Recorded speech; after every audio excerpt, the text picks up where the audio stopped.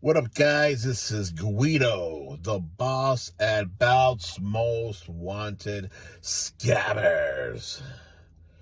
It's time for the monthly episode number 3 of Interrogation. And this is for September.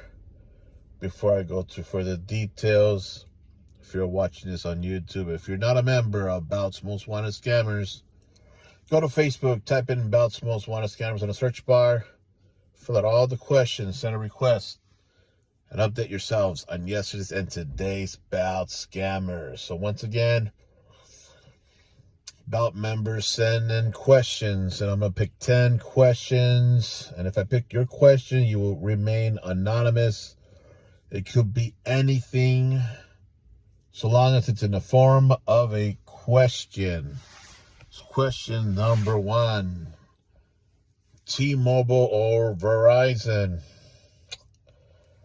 I used to have Verizon. That was cool until they got a little bit more expensive as the time went by.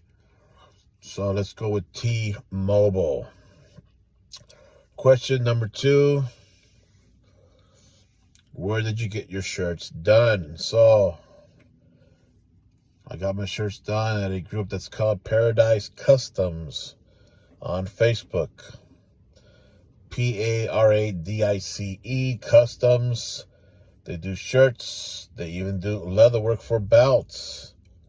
They have good stuff there. Check them out. Again, Paradise Customs.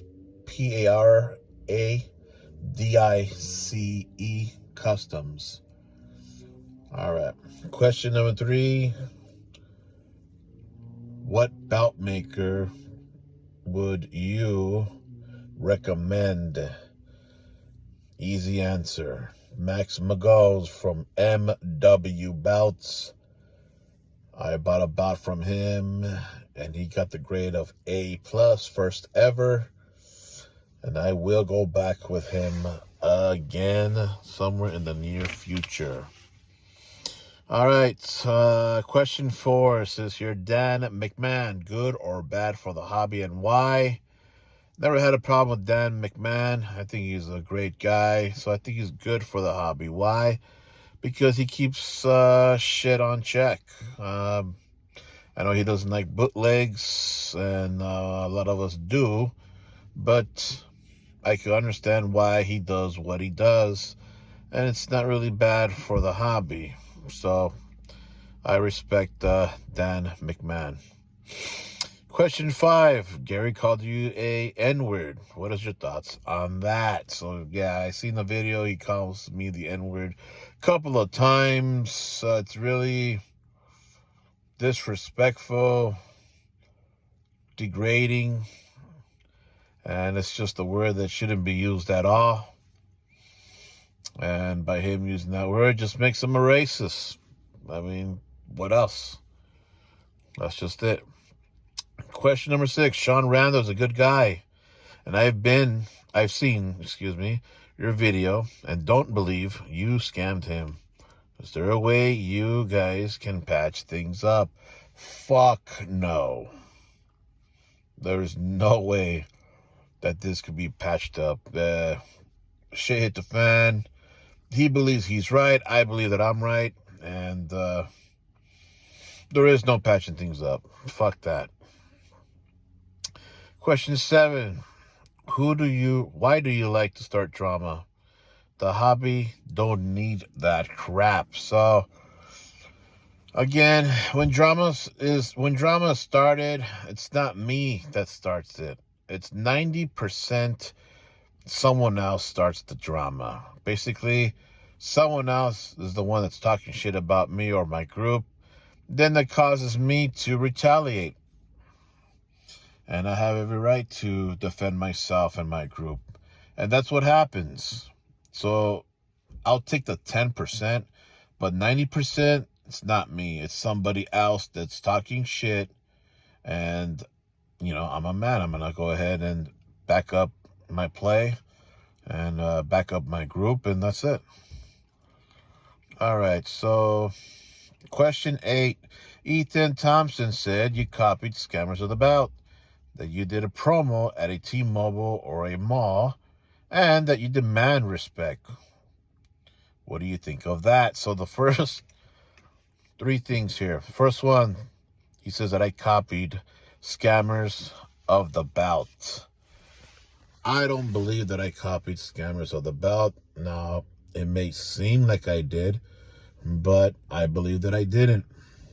I was a member there, and seen some stuff that went down, and decided to,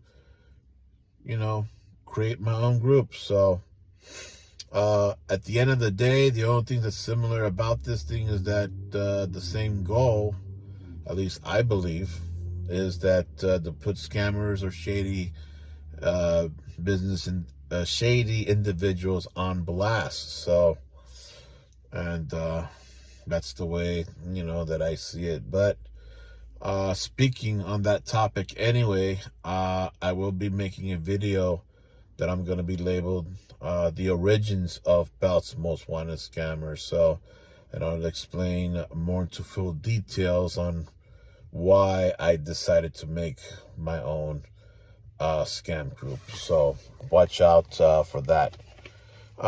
So the second part of this here, that I did a promo at a T-Mobile or a mall, it's false. I was in Pittsburgh, Pennsylvania, and checked out the football game. I was there for less than a week, and I had some downtime, so I decided to address this issue with Ethan Thompson.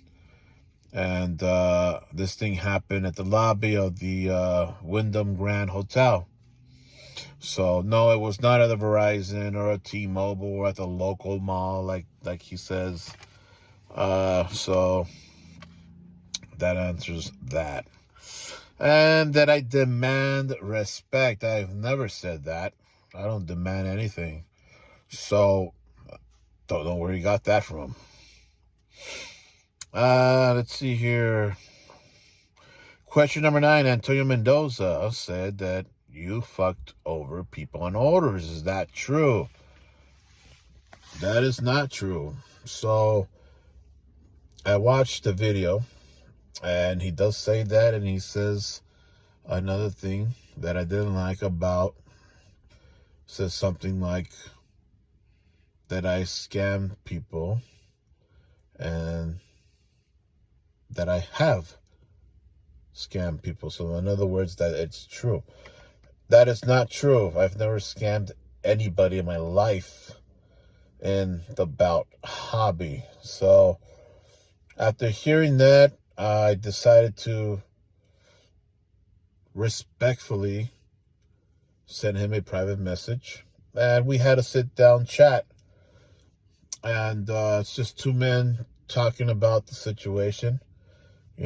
I brought it up to him. Yeah, man. So I'd seen the video, seen you and Ethan talking shit about me, and accusing me of, being a scammer and that I fucked over people in orders. So do you have any evidence on that?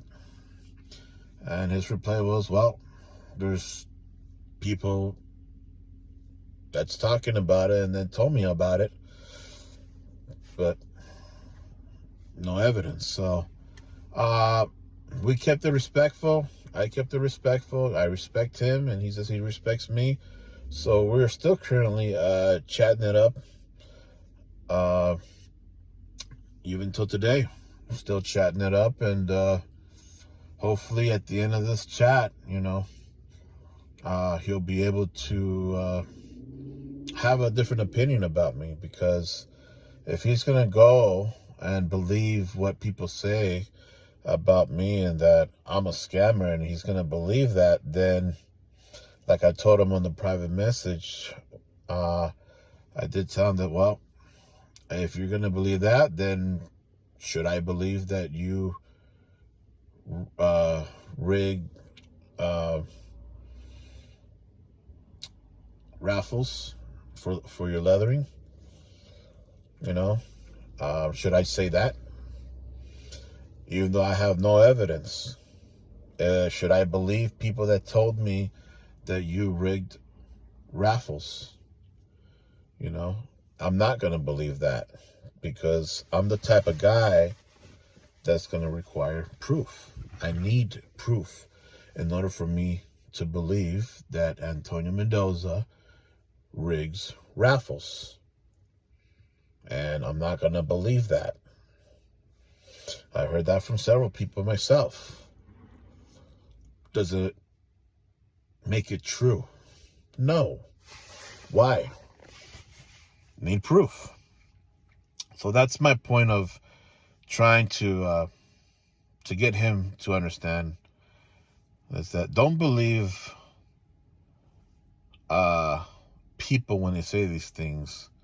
It's a serious accusation, and I take this serious.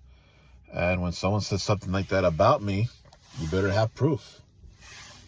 You got to have proof, because then at that point, if we're going to believe anything that anybody says, then, well, guess what? If I'm a scammer, then you rig raffles, right? So, but as of right now, we're, like I said, we're being respectful towards each other, and so far, we're being cool, and we're still talking about this thing. All right, last question. Question number 10. Tyler Dove and Emma Sada Lee from Great Customs Bouts technically scammed EJ Kelly out of a bout. Why aren't they on your list? So, as some of you know, I was involved, conducting an investigation on this thing. And boy, is it like a roller coaster ride. But started the investigation, and right when I finished it, and right when I was about to let the cat out of the bag, EJ Kelly decided to just pull back and say, you know what, just as of right now, let's just put it on the shelf and just leave it alone. So that's what it is right now. Again, I finished the investigation. During the investigation, I did get statements on both sides. Both sides showed me evidence, but I cannot let the results out because the case is on hold. And the only way that this case gets to be reopened and pushed forward is if EJ Kelly decides to say, you know what, let's go ahead and open it and finish it. Or anybody else out there in the bout community can tell me to go ahead and reopen this case. And I have no choice but to reopen this case, because as the creator of Bout's Most Wanted Scammers, anybody can come up to me and present a case, or anybody can come up to me to say, hey, Joe Blow scammed Mo Show over here, and it's up to them to provide evidence. And then once to make that accusations, I do my part. Then I investigate and check it out. So again, the case is on the shelf, and all I need somebody to say,